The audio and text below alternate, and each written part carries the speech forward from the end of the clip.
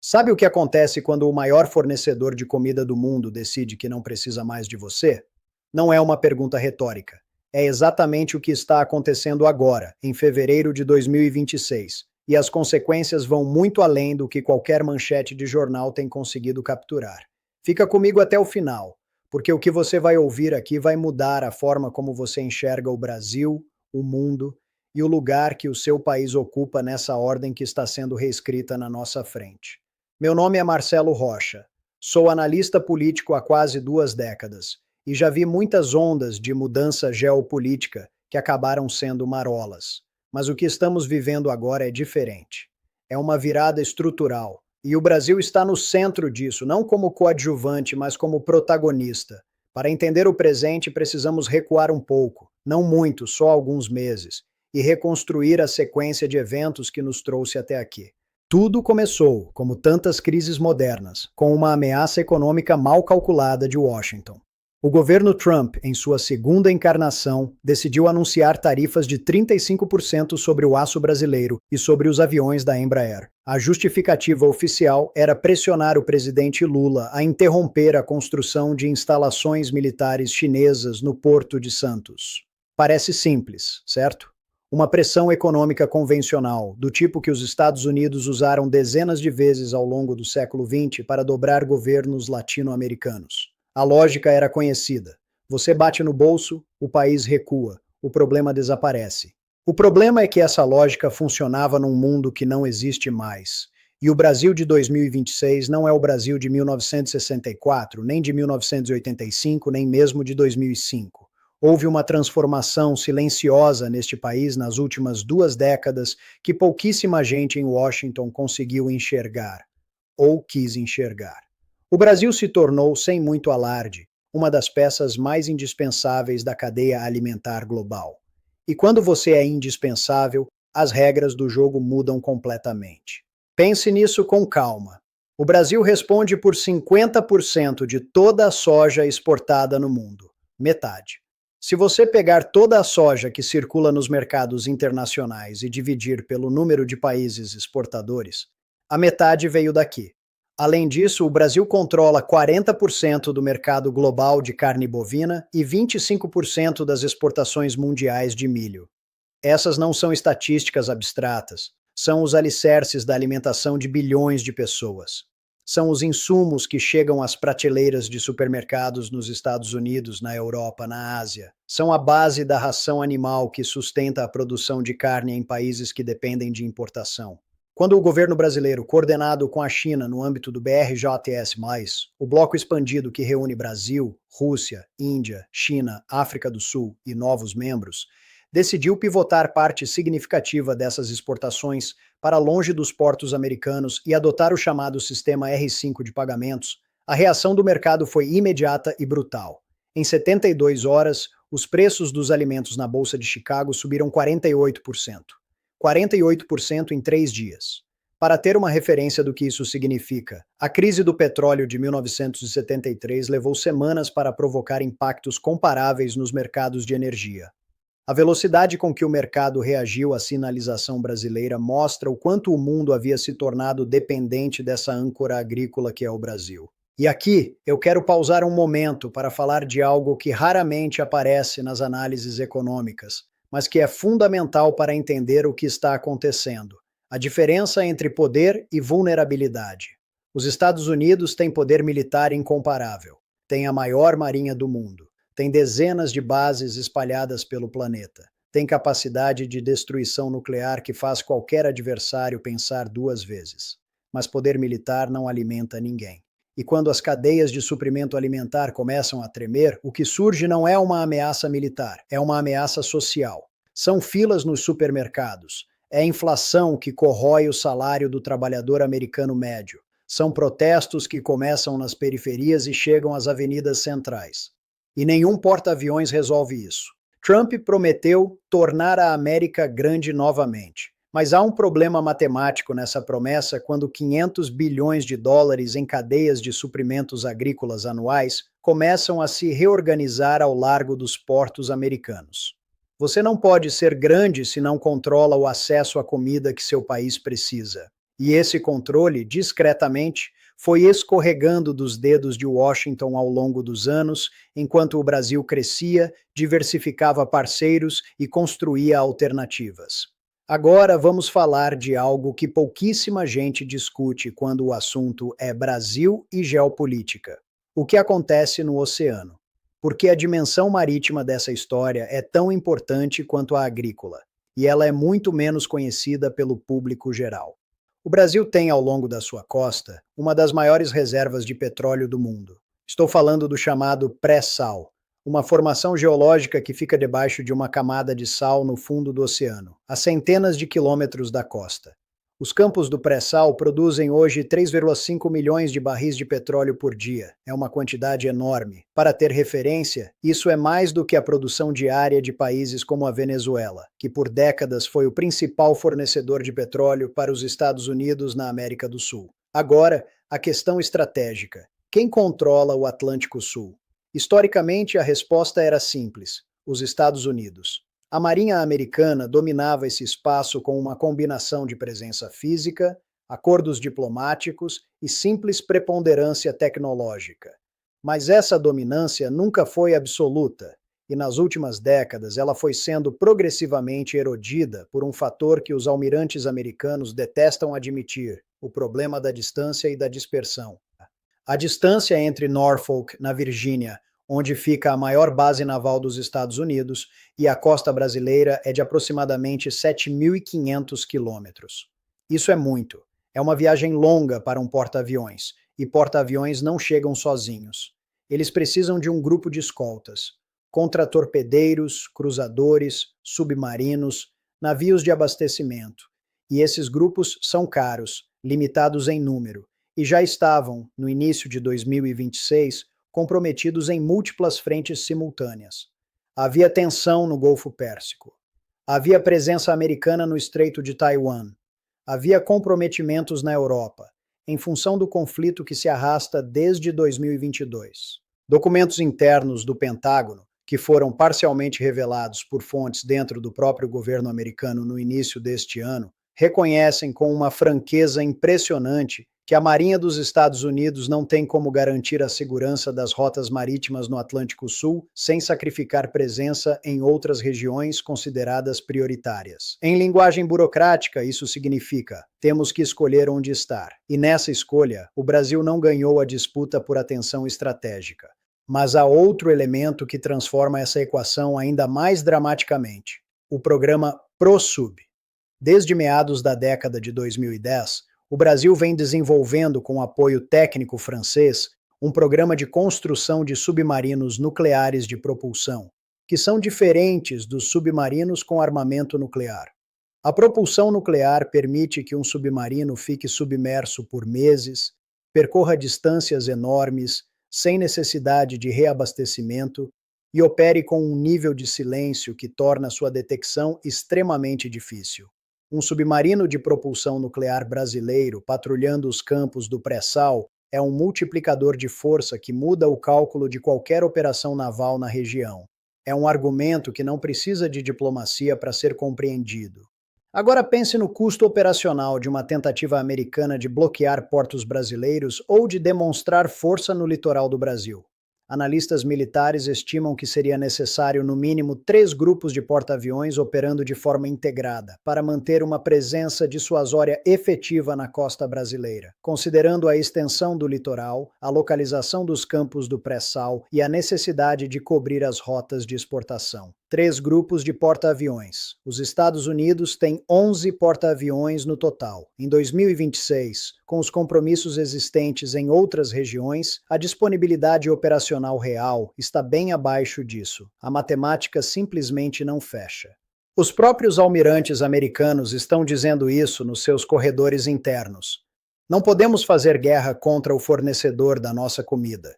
É uma frase que resume de maneira brutal e direta a transformação de poder que estamos vivendo. O Brasil não chegou a essa posição por acidente nem por sorte. Chegou por uma combinação de dotação natural extraordinária, terras agricultáveis, água doce, biodiversidade, petróleo, com décadas de investimento em infraestrutura produtiva e, mais recentemente, com uma estratégia muito deliberada de diversificação de parcerias internacionais. E é aqui que entra a dimensão financeira dessa história, que é talvez a mais explosiva de todas, e a que tem recebido menos atenção da mídia convencional. Em 2026, o Banco Central do Brasil tomou uma decisão que seria impensável 20 anos atrás. Desfez-se de 80% das suas reservas em títulos do Tesouro Americano, os famosos Treasuries. Estamos falando de 220 bilhões de dólares sendo retirados do sistema financeiro americano de forma deliberada e organizada. Isso não é um movimento de pânico, é um movimento estratégico, calculado, feito em coordenação com outros membros do BRJCS+, e sinalizado ao mercado com antecedência suficiente para não parecer um colapso, mas para deixar claro que é uma escolha política, não uma necessidade econômica. O impacto disso vai muito além do valor nominal envolvido. O que está em jogo é a arquitetura do sistema monetário internacional construída desde Bretton Woods em 1944. Esse sistema se baseia na hegemonia do dólar como moeda de reserva global, o que significa que países do mundo inteiro acumulam dólares e compram títulos americanos como forma de guardar valor. Isso dá aos Estados Unidos um privilégio imenso, a capacidade de emitir dívida na sua própria moeda, sabendo que o mundo vai comprar. É o que o economista francês Valéry Giscard d'Estaing chamou, na década de 1960, de privilégio exorbitante americano. Quando o Brasil sai desse sistema e a Argentina e a Colômbia seguem o exemplo, o que acontece não é apenas uma perda de demanda por títulos americanos. O que acontece é um sinal para o mundo de que existe uma alternativa viável. O R5, a nova unidade de conta do BRJS+, não é ainda uma moeda plena, mas é um mecanismo que permite que países do bloco façam comércio entre si sem precisar passar pelo dólar. É um bypass do sistema financeiro americano. E quanto mais países adotam esse bypass, menos o sistema americano consegue se manter como único ponto de referência. Aqui eu quero ser honesto sobre algo. Há quem diga que o fim do dólar como moeda de reserva é iminente, que vai acontecer nos próximos meses. Eu não acredito nisso. O dólar tem inércia histórica, infraestrutura jurídica global e ainda é a moeda mais líquida do mundo. Não vai morrer amanhã. Mas o que estamos vendo é o começo de um longo processo de descentralização monetária e o Brasil está na vanguarda disso.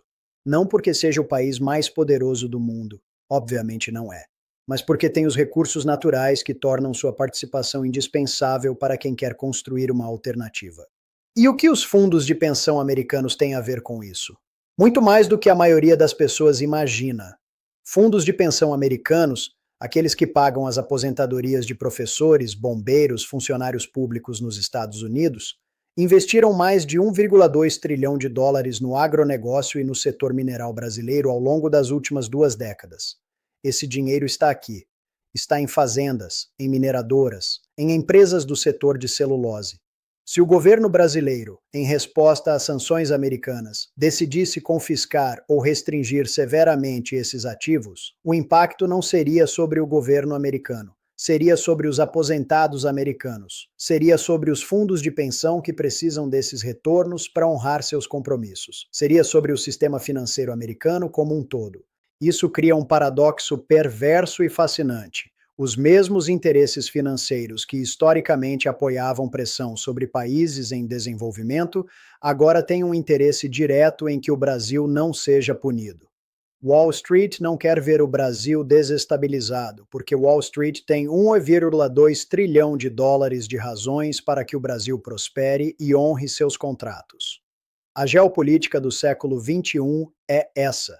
Capital transnacional que atravessa fronteiras e cria alianças de interesse que tornam o conflito muito mais custoso do que era no tempo em que o poder se media em canhões e porta-aviões. Mas o quadro não estaria completo sem falar da dimensão que une tudo isso, a infraestrutura que a China está construindo para garantir que o Brasil possa chegar aos mercados asiáticos sem depender das rotas controladas pelos Estados Unidos. O chamado Corredor Bioceânico é um projeto que, quando concluído, vai ligar o Brasil ao Oceano Pacífico através de uma ferrovia transcontinental, cruzando a Bolívia e chegando a portos no Chile e no Peru. O investimento chinês nesse projeto é de 100 bilhões de dólares. 100 bilhões! É um dos maiores projetos de infraestrutura do mundo. E o objetivo estratégico é cristalino: criar uma rota de escoamento da produção agrícola brasileira que não passa pelo Canal do Panamá, que está sob influência americana, e que chega diretamente ao mercado asiático pelo Pacífico. Esse corredor, quando estiver operacional, vai reduzir o tempo de transporte da soja e do milho brasileiros para a China em semanas, vai baratear o frete, vai criar uma alternativa concreta à dependência das rotas tradicionais e vai amarrar de forma ainda mais profunda os interesses econômicos do Brasil aos da China e de toda a Ásia. Para o Brasil, é uma janela de oportunidade extraordinária. Para Washington, é um pesadelo estratégico que não tem uma resposta óbvia. Além do corredor ferroviário, o Brasil tem comprado sistemas russos de defesa antiaérea e satélites chineses para monitoramento da Amazônia. Esses movimentos precisam ser entendidos no seu contexto correto. Não são necessariamente sinais de que o Brasil está se tornando um aliado militar da Rússia ou da China. São sinais de que o Brasil está construindo uma capacidade de defesa e de soberania tecnológica que o torna menos dependente de uma única potência fornecedora. É diversificação estratégica. É o mesmo princípio que governa a política de reservas do Banco Central. Você não coloca todos os ovos na mesma cesta. Tudo isso junto cria um quadro que é, para ser direto, inédito na história das relações Brasil-Estados Unidos. Nunca antes o Brasil teve tantos instrumentos de poder real. Não poder militar clássico, mas poder de barganha econômico, poder de redirecionamento de fluxos comerciais, poder financeiro e poder de infraestrutura para sustentar uma posição de independência em relação a Washington. A doutrina Monroe, que por quase 2 séculos definiu a América Latina como quintal americano, está funcionando com muito menos eficiência do que jamais funcionou. Agora, vou dizer algo que talvez contrarie o tom triunfalista de algumas análises que circulam por aí. Tudo isso é muito bom para o Brasil. É muito bom para os brasileiros. Mas não significa que 2026 vai ser um ano fácil. Na verdade, pode ser um dos anos mais difíceis da história recente do país, exatamente porque a transição de poder nunca é simples, nunca é limpa, e sempre cobra seu preço de quem está no centro dela. Pense no que acontece quando um país decide se reposicionar geopoliticamente em tempo real, enquanto o mundo ainda está processando a mudança. O Brasil vai enfrentar pressões econômicas concretas das sanções americanas sobre o aço e os aviões. Isso vai machucar trabalhadores, vai machucar empresas. A Embraer emprega dezenas de milhares de pessoas no interior de São Paulo. Cada ponto percentual de queda nas exportações tem um rosto, tem uma família, tem uma conta de supermercado que fica mais difícil de pagar no final do mês. A pressão inflacionária também é real. Quando você redireciona cadeias de suprimento globais, o processo de transição cria custos. Novos parceiros comerciais precisam de tempo para desenvolver a infraestrutura logística adequada. O corredor bioceânico ainda está em construção. Enquanto ele não estiver operacional, o Brasil vai continuar dependendo em parte das rotas tradicionais, e qualquer perturbação nessas rotas tem custo. Esse custo se traduz em preços, e preços mais altos chegam primeiro nas mesas de quem tem menos dinheiro. Há também a questão política interna. O Brasil é um país profundamente dividido. A decisão de se aproximar mais da China e do BRJCS+, de reduzir a dependência do dólar, de instalar infraestrutura militar chinesa em território nacional, essas são decisões que têm amplo apoio em parte da população e fortíssima oposição em outra parte. Não é uma divisão simples entre pobres e ricos ou entre campo e cidade. É uma divisão que atravessa classes sociais, regiões e gerações. E em um ambiente político já polarizado como o brasileiro, essas tensões têm potencial de explodir em crises institucionais que podem complicar a execução de qualquer estratégia de longo prazo. A própria questão da base militar chinesa em Santos é muito mais complexa do que parece à primeira vista. Do ponto de vista da soberania, o Brasil tem todo o direito de decidir com quem vai cooperar militarmente. Mas do ponto de vista prático, essa decisão muda a percepção de risco do Brasil para investidores ocidentais. Fundos de capital americano e europeu que já estão aqui vão recalibrar seus modelos de risco. Empresas que estavam pensando em se instalar no Brasil vão ponderar mais. Isso não significa que o dinheiro vai embora. Os retornos do agronegócio e do pré-sal são suficientemente atrativos para manter muito capital ocidental aqui, mas significa que o custo de capital para o Brasil pode subir, o que torna o crédito mais caro e o investimento mais difícil. Há outro risco que quase ninguém está discutindo: o risco de superexposição ao parceiro chinês. A China é hoje o maior parceiro comercial do Brasil. Mais da metade das exportações brasileiras vão para a China. Isso é positivo quando as relações estão bem, mas cria uma vulnerabilidade estrutural enorme. Se a economia chinesa desacelerar de forma significativa, e há sinais sérios de que ela vem enfrentando dificuldades no mercado imobiliário, no consumo doméstico e em várias cadeias industriais, o Brasil vai sentir o impacto de forma muito mais profunda do que sentiu em qualquer desaceleração americana anterior. Trocar dependência de um gigante por dependência de outro gigante é uma melhoria em termos de barganha política, mas não resolve o problema estrutural da concentração de risco. E tem ainda a Amazônia. Esse é o elefante na sala que nenhuma análise geopolítica consegue ignorar por muito tempo. O Brasil tem a responsabilidade e o ônus de guardar a maior floresta tropical do mundo em um momento em que o planeta está em crise climática. As pressões internacionais sobre o desmatamento não vão diminuir, vão aumentar. E qualquer que seja o parceiro estratégico do Brasil, China, Estados Unidos, Europa, todos vão ter em algum momento uma conta a apresentar sobre como o Brasil cuida do seu patrimônio ambiental. Usar satélites chineses para monitorar a Amazônia é uma solução técnica, mas não resolve a questão política de como o Brasil vai equilibrar seu desenvolvimento econômico com a pressão global por conservação. Mas, e esse mas é importante, nada disso apaga o fato central desta análise. O Brasil chegou a 2026 em uma posição de força que não tinha em nenhum outro momento da sua história republicana. Não é força militar, é força de barganha. É a força de quem tem o que o mundo precisa e sabe disso. Pense bem, por décadas, o Brasil foi ensinado a se ver como um país em desenvolvimento que precisava se comportar direito para receber aprovação e investimento do norte global. Precisava fazer a lição de casa das agências de rating. Precisava seguir as orientações do FMI, precisava demonstrar alinhamento político para ter acesso aos mercados.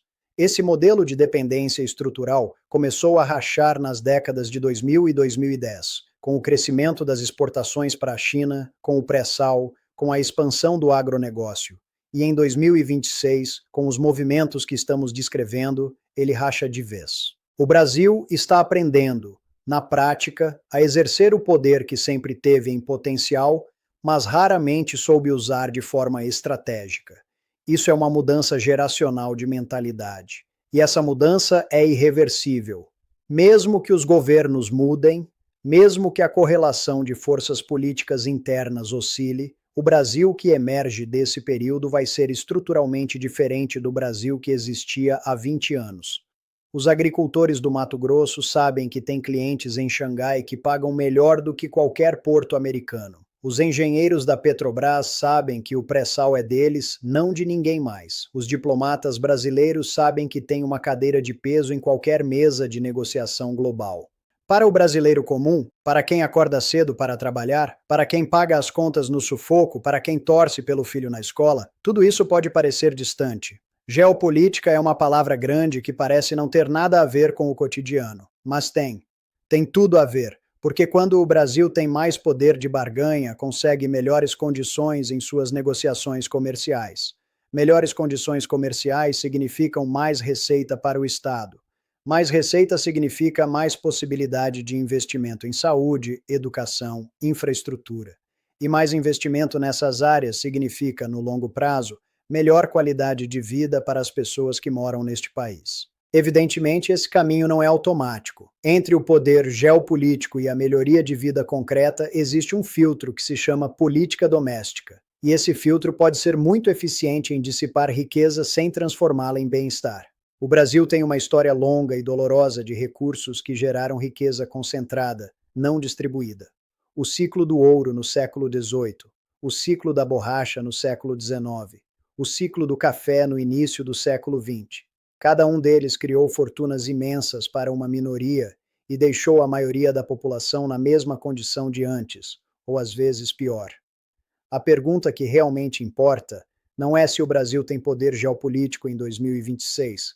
A resposta é sim, claramente. A pergunta é: quem vai se beneficiar disso? Essa é uma questão política interna de primeira grandeza e nenhuma análise geopolítica resolve. Depende de que governos o Brasil vai eleger nos próximos anos, depende de como serão desenhadas as políticas fiscais, tributárias e industriais, depende de quanto a sociedade civil vai conseguir organizar pressão para que a riqueza gerada pelo agronegócio e pelo pré-sal seja reinvestida em educação pública de qualidade, em sistema de saúde universal eficiente, em mobilidade urbana nas cidades que asfixiam seus moradores no trânsito todos os dias. Há uma ironia aqui que é impossível não notar. O Brasil está se tornando um ator de poder global, justamente num momento em que os seus desafios internos são imensos. A desigualdade ainda é brutal, um dos piores índices do mundo. A violência urbana consome vidas jovens a um ritmo que envergonha qualquer estatística comparativa. A infraestrutura de estradas e ferrovias é precária. O sistema educacional ainda produz uma enorme proporção de jovens sem a formação necessária para uma economia do século XXI. Esses problemas não desaparecem porque o Brasil ganhou relevância geopolítica. Na verdade, se mal administrados, eles podem sabotar a própria estratégia de fortalecimento externo. Porque um país que quer exercer protagonismo no mundo precisa de estabilidade interna, precisa de legitimidade política, precisa de uma sociedade que sustenta as escolhas estratégicas do governo, não que as questiona em cada esquina por falta de resultado concreto no cotidiano. A sustentabilidade da virada geopolítica brasileira depende, em última análise, de que ela produza resultado para o povo brasileiro. Não para as teorias, não para os discursos, para as pessoas reais. O ano de 2026 será, nesse sentido, um teste decisivo. O Brasil vai atravessar pressões econômicas externas sérias em função das tensões com Washington. Vai navegar num ambiente financeiro internacional turbulento, com a transição monetária global ainda em curso e cheio de incertezas. Vai gerir relações com a China que são fundamentais, mas que precisam ser cuidadosamente equilibradas para não criar uma nova dependência estrutural. Vai lidar com uma política interna polarizada que torna qualquer decisão difícil de sustentar no médio prazo. E vai fazer tudo isso enquanto ainda carrega os problemas históricos não resolvidos de um país de 215 milhões de pessoas com uma diversidade e uma complexidade que desafiam qualquer simplificação.